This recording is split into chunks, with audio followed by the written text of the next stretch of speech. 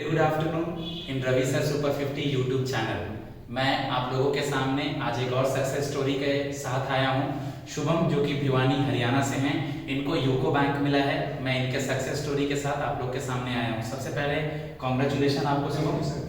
शुभम पहले अपना इंट्रोडक्शन देंगे कि शुभम है कहाँ से, फिर कुछ सवालों का जवाब देंगे और अपना सक्सेस स्टोरी आप लोग के साथ साझा करेंगे। मेरा नाम शुभम है, मैं भिवानी से हूँ। ये हरियाणा का एक डिस्ट्रिक्ट है और मैं 2019 से सर के साथ जुड़ा हूँ। सर ने मेरी प्रिपरेशन में बहुत हेल्प की है, उन्होंने मेरे को प्री और मेंस के लिए गाइड किया है। और मैंने इस साल यूको बैंक मेरे को अलॉट हुआ है और मेरे इंटरव्यू में 85 मार्क्स आए।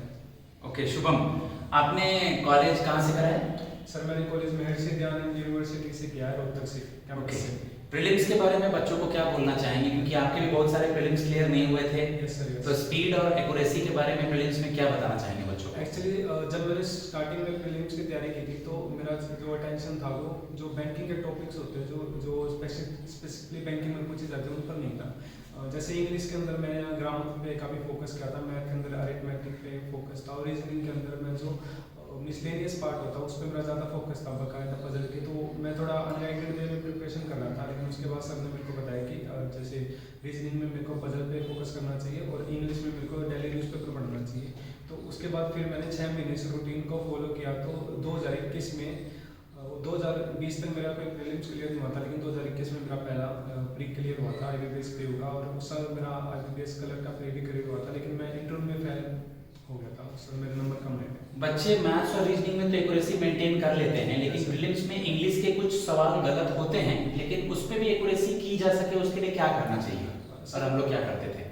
सर मेरे को जिस चीज़ ने सबसे ज़्यादा फायदा दिया वो थी न्यूज़पेपर रीडिंग। मैं डेली न्यूज़पेपर पढ़ता था। जो वोकैबुलरी जो रूटीन नेचर में रिपीट होती रहती थी वही बैंकिंग एग्जाम्स में पूछे जाते, तो मेरे वोकैबुलरी के सवाल गलत नहीं होते थे। बिल्कुल, वोकैब हम लोग किया करते थे, डेली वोकैबुलरी होता था और वोकैब के आर्टिकल्स का डिस्कशन यानी न्यूज़पेपर का डिस्कशन बहुत ज़्यादा जरूरी है। मेंस में बच्चों को कॉन्सेप्ट, एक्यूरेसी और जीए के लिए क्या क्या करना चाहिए? सर जैसा कि आपने बताया था कि एक बार प्रीलिम्स अगर आपका कोई क्लियर हो जाए तो आपको मेंस की तैयारी कर देनी शुरू कर देनी चाहिए। तो स्टार्टिंग में जब मैं मेंस के क्वेश्चन सॉल्व करता था तो मेरे से एक घंटे में एक पजल बनती थी और मतलब बहुत ही ज़्यादा डिमोटिवेटिंग लगता था।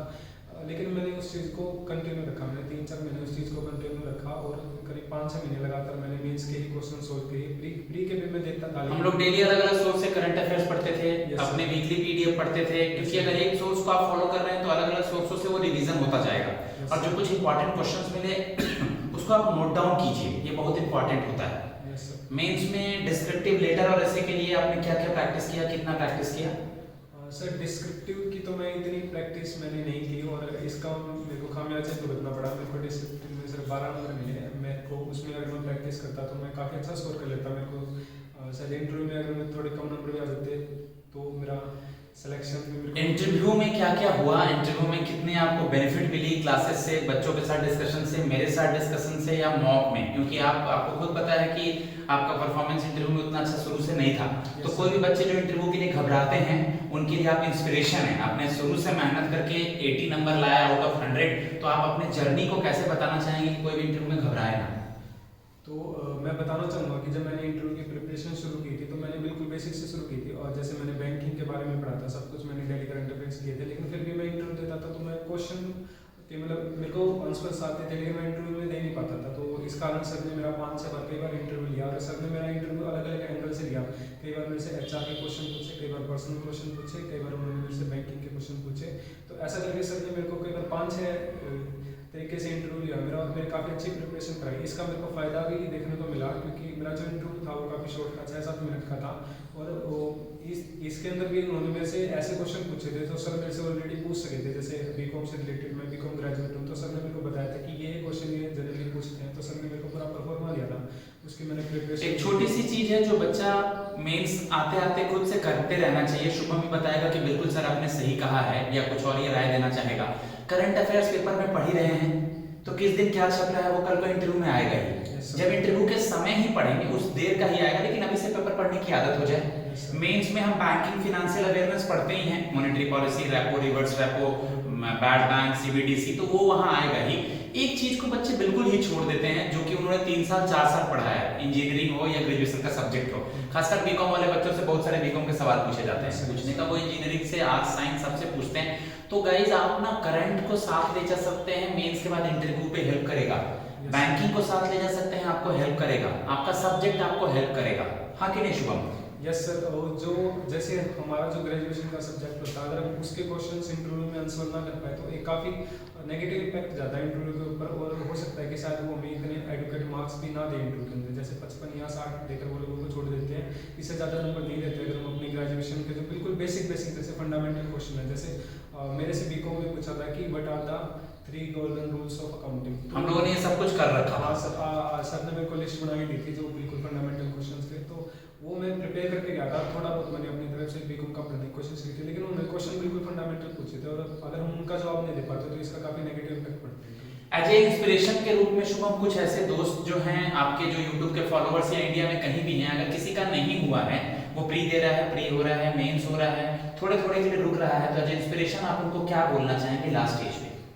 सर मैं यही कहना चाहूँगा कि हमारे आप को सिर्फ प्रिपरेशन करना है, हमें अगर अच्छी गाइडेंस उसके साथ मिल जाए तो ये सबसे बेस्ट रहेगा, क्योंकि ज़्यादातर लोग गाइडेंस के कारण नहीं कर पाते।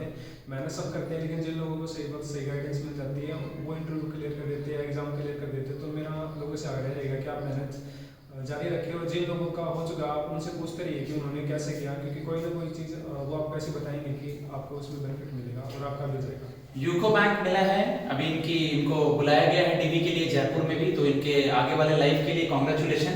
और मैं चाहूंगा कि आप रेगुलेटर्स दें, आगे रेगुलेटर्स से भी सिडबी नाबार्ड आरबीआई जरूर दें।